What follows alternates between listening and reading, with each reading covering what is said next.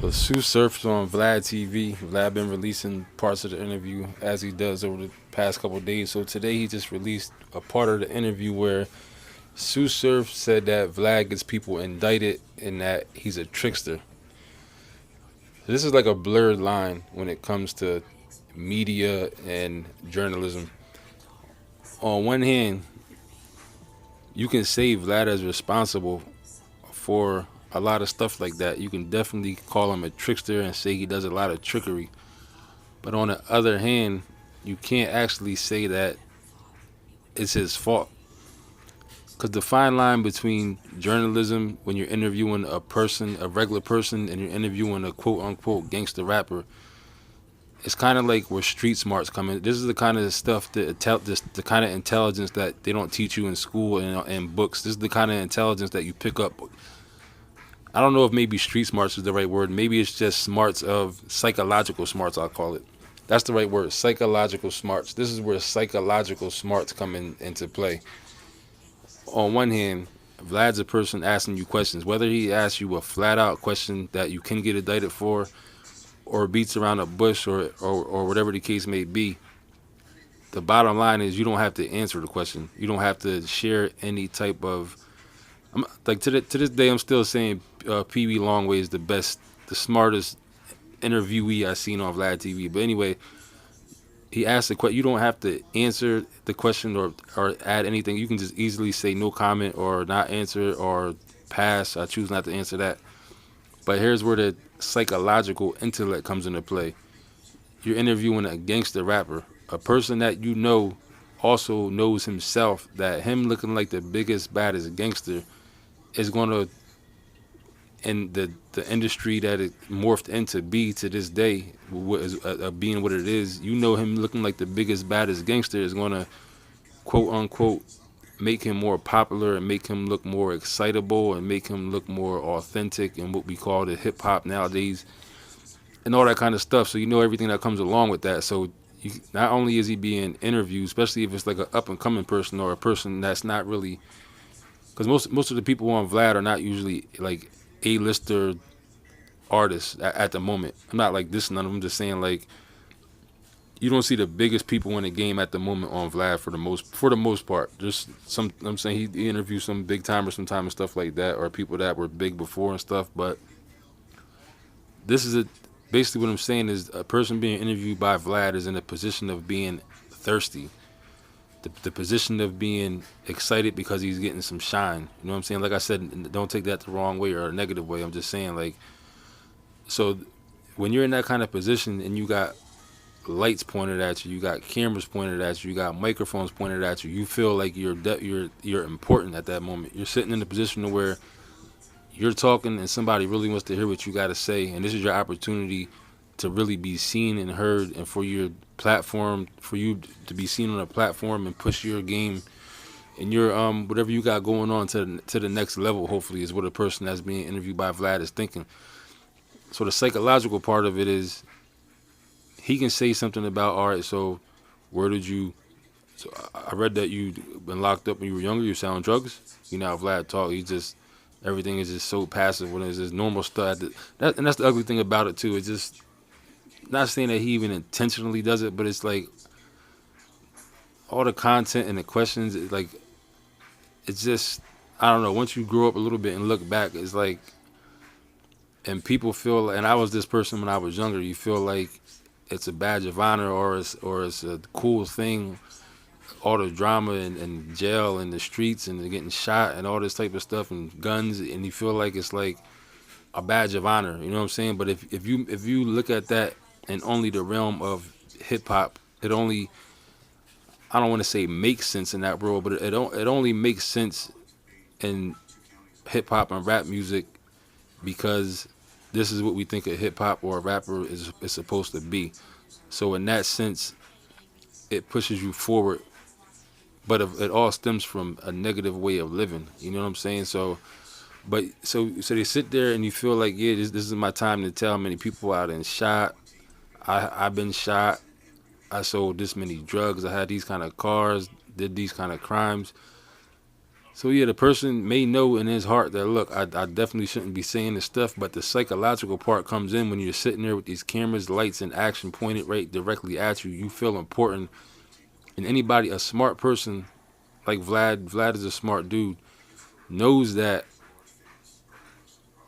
by asking these certain questions and the way everything is set up, the way the environment of the room is set up, whether he's in a room with the person or not, just putting you on the spot. So this is your moment to talk. A person knows that's going to make somebody say some stuff that they probably shouldn't say or don't really want to. I mean, a lot of them do want to say it because a lot of people are still trapped in the mentality that being the most negative, rude, ignorant, biggest drug dealerless person is the way to be. So a lot of people just do, you know what I'm saying, don't mind just going in there and saying whatever. But even for guys that might have like a little second thought, like maybe I shouldn't be saying certain stuff, they'll even say it because at that moment with all that pressure that the environment is created to put on you, pushes you to just start saying some stuff that you know you definitely shouldn't be saying. Because the way the environment in the room and the interview room is set up is to make you feel like the more you say is going to push your envelope even further. You know what I'm saying? If you go out there and say you done shot 20, 30 people, it's going to make you, it's going to bring that out of you. You know what I'm saying? What I'm saying, that's the psychological part of it. It's like hard to really kind of explain, I guess. If you get it, you get it. If you don't, you don't. So yeah, at the end of the day, you can't blame Vlad. Like, for real. I had issues with this before with Vlad and like certain stuff I've been throughout the years watching his interviews and stuff. What I have come to make peace with Vlad's position and hip hop and who he is that you don't have to volunteer information.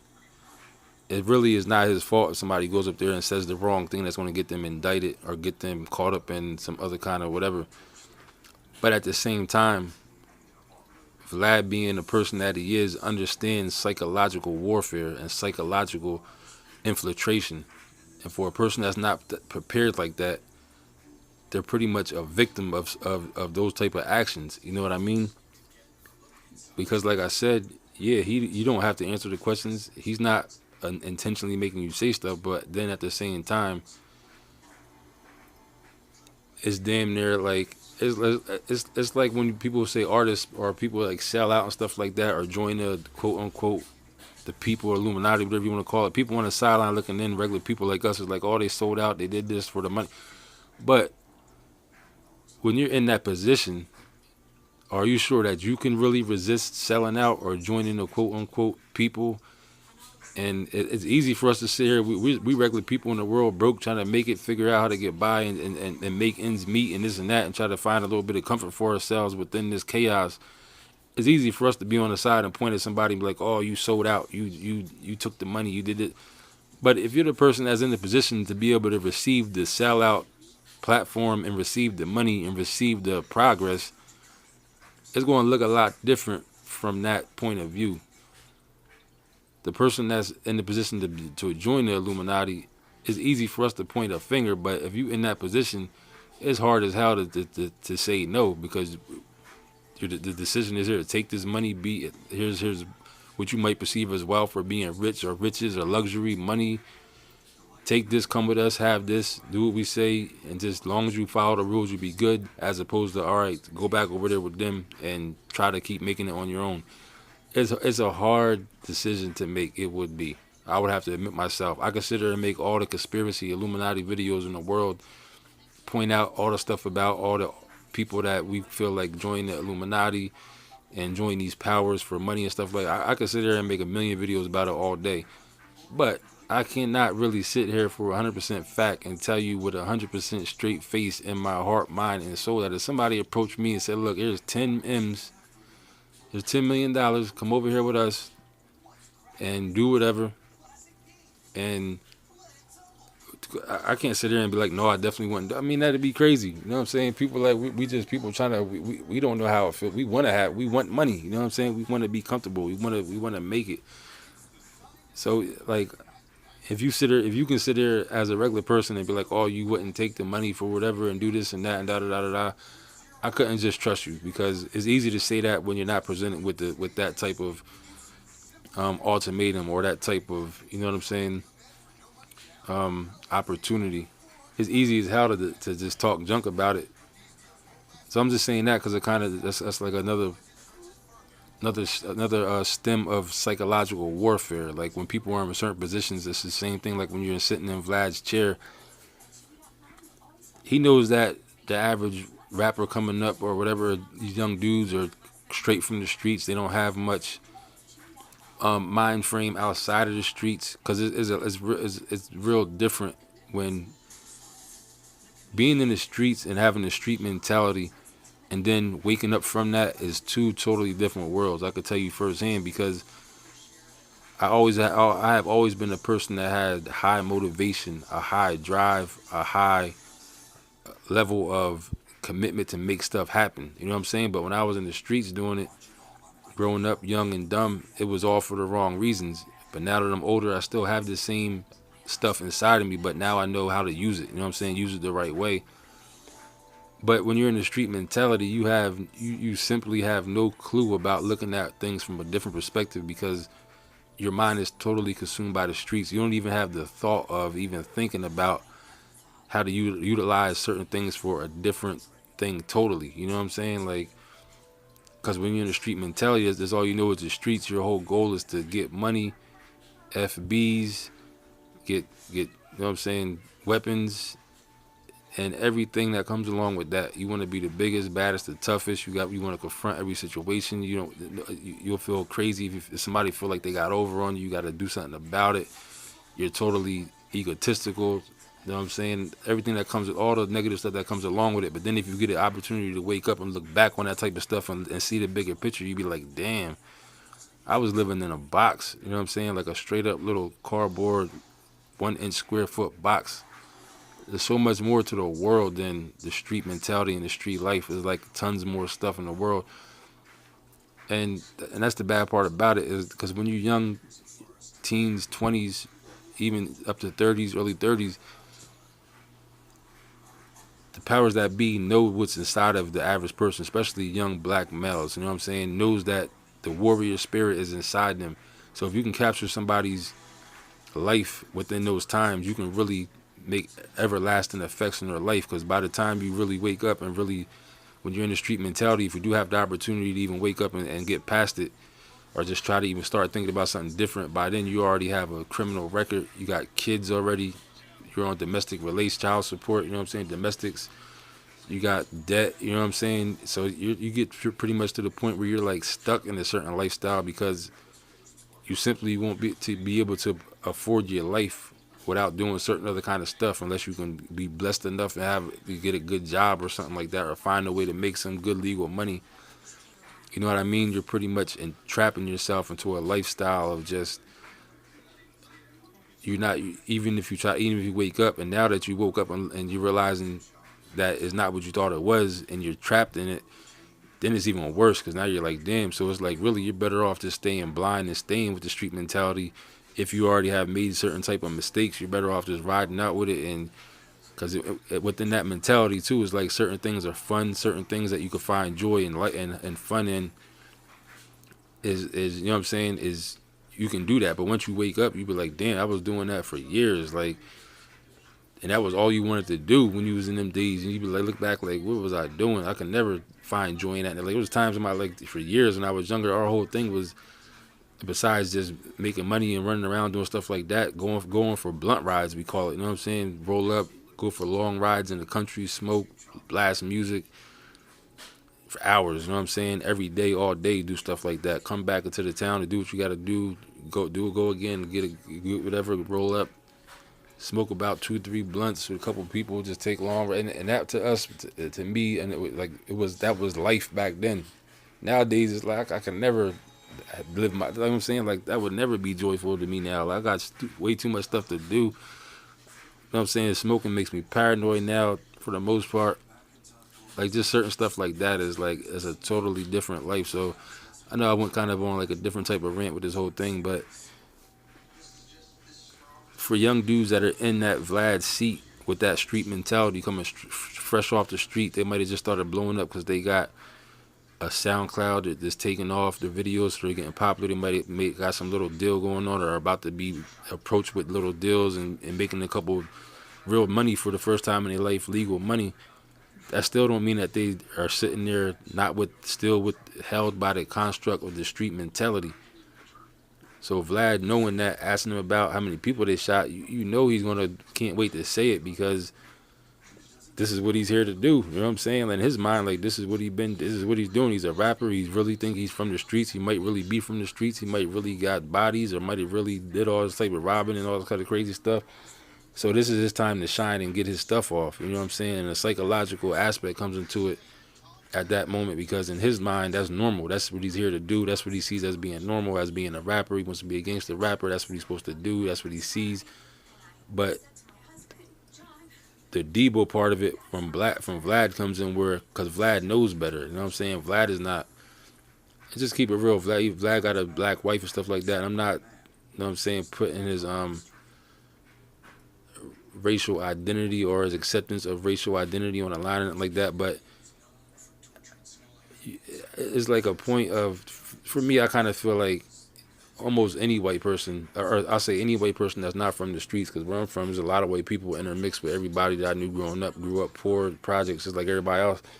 A lot of cities don't have that. A lot of places are segregated. So I'm going to say white people that are not from the streets, I automatically feel like no matter how much a white person that's not from the streets is playing into, that is giving attention and playing into an idea coming from a street person, I always feel like once the conversation is done, that they're side-eyeing them and having conversations about them and talking about them amongst like-minded people like them and talking about how stupid they sounded or talking about how ridiculous it is. And I always feel like that. You know what I'm saying? Like, maybe white people from the streets don't think like that because they are living the same thing, but it's hard for me to believe that a white person that's not, and Vlad will always remind you he's not into the street, he's not, you know what I'm saying, he's not a street person or nothing like that. So it's hard for me to believe that at the end of 90% of his interviews, he ain't sitting there inside his head to his own self, just shaking his head like this stupid, dumb, blank, blank, blank. I'm not going to say he's saying a racist term, but in his mind, he's like this stupid,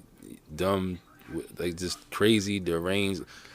Every negative thing you can think of what a white person might think of a person doing crazy stuff. You know what I'm saying? I always feel like a person that's like Vlad would think like that.